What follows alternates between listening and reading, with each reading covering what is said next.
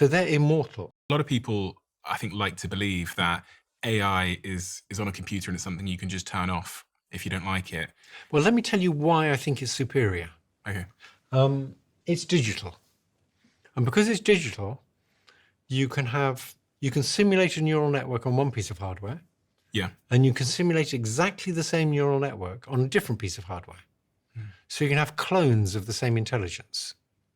Now, you could get this one to go off and look at one bit of the internet, and this other one to look at a different bit of the internet.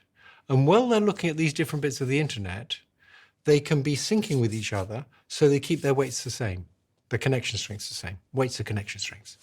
So this one might look at something on the internet and say, oh, I'd like to increase this strength of this connection a bit. And it can convey that information to this one, so it can increase the strength of that connection a bit based on this one's experience. And when you say the strength of the connection, you're talking about learning. That's learning, yes. Yeah. So these two different copies of the same neural net are getting different experiences. They're looking at different data, but they're sharing what they've learned by averaging their weights together. And they can do that averaging at you can average 1 trillion weights. When you and I transfer information, we're limited to the amount of information in a sentence. And the amount of information in a sentence is maybe 100 bits. It's very little information. We're lucky if we're transferring like 10 bits a second. These things are transferring trillions of bits a second. So they're billions of times better than us at sharing information. And that's because they're digital, and you can have 2 bits of hardware using the connection strengths in exactly the same way. We're analog and you can't do that. Your brain's different from my brain.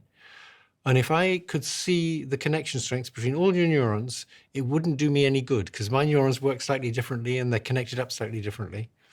So when you die, all your knowledge dies with you. When these things die, suppose you take these 2 digital intelligences that are clones of each other, and you destroy the hardware they run on.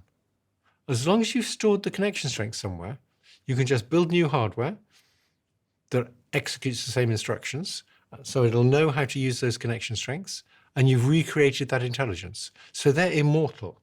We've actually solved the problem of immortality, but it's only for digital things.